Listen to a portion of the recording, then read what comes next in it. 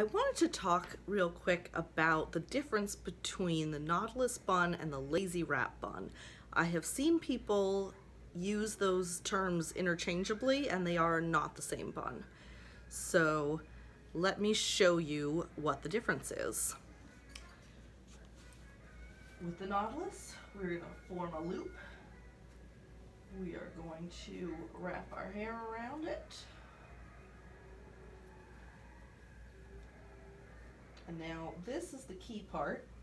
We take this loop and we pull it over the wrapped around hair and kind of push that through. A lot of people are able to get this to hold without a hair stick or anything, but I've never not managed to do that. So